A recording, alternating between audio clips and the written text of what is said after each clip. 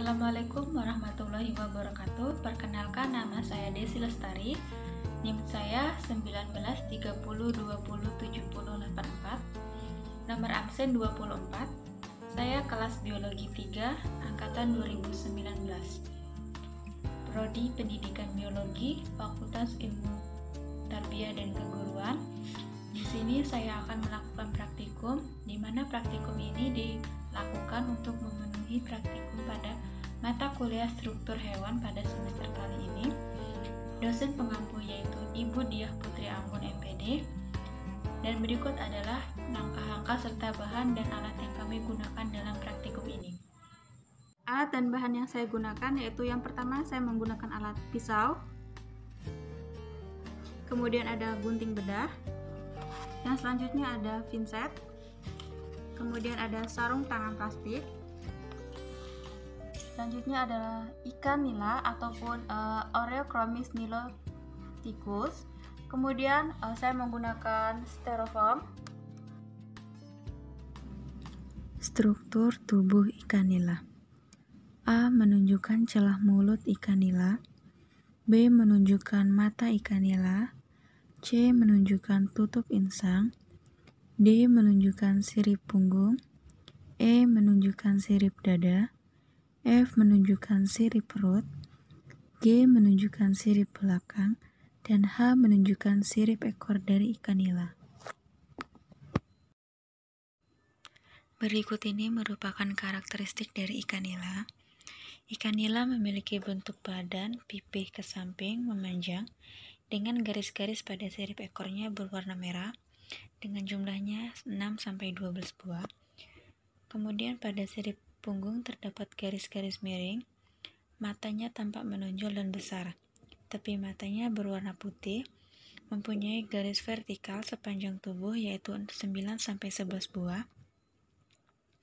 Ciri khas ikan nila yang pertama, garis vertikal berwarna hitam pada sirip ekor, punggung, dan dubur. Selain itu juga memiliki karakteristik sebagai parental care yang merawat anaknya dengan menggunakan mulutnya. Kemudian ikan nila juga merupakan ikan jenis daerah tropis yang menyukai perairan dangkal, di mana habitatnya itu berada di air tawar, air payau, dan air laut.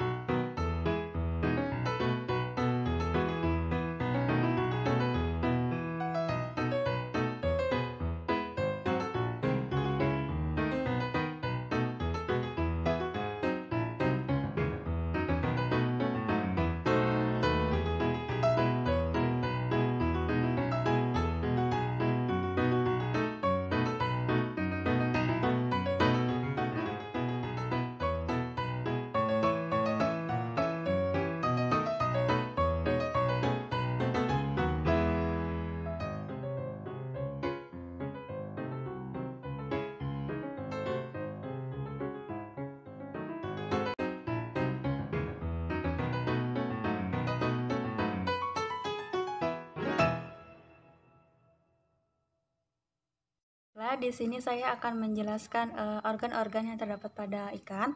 Yang pertama ada sistem pencernaan pada ikan itu dimulai dari mulut.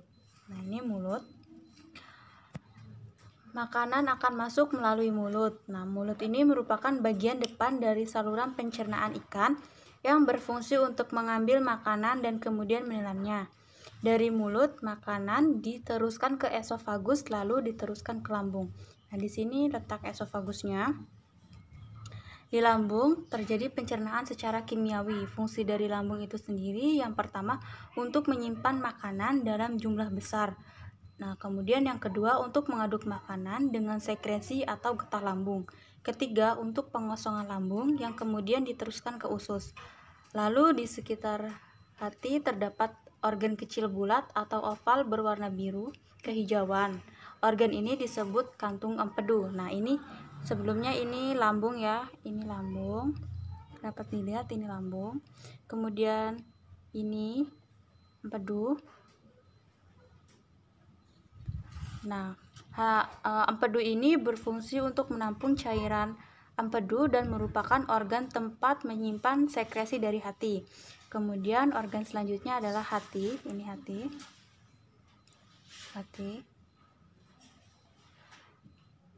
Hati merupakan organ penting yang mensekresikan bahan-bahan untuk proses pencernaan.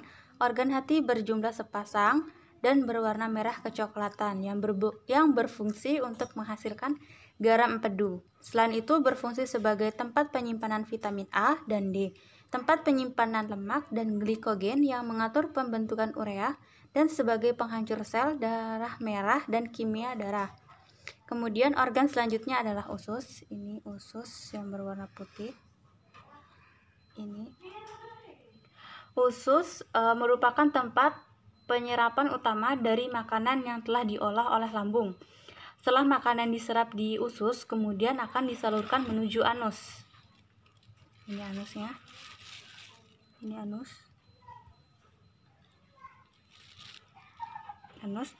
Anus itu merupakan tempat bermuaranya saluran pencernaan keluar dari dalam tubuh ikan dan merupakan ujung dari saluran pencernaan. Nah, ini anus. Jadi anus itu tempat pembuangan terakhir.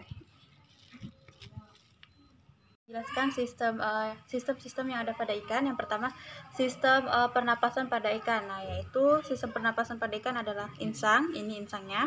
Kemudian sistem peredaran darah pada ikan yaitu jantung. Ini dia jantung. Ini jantung.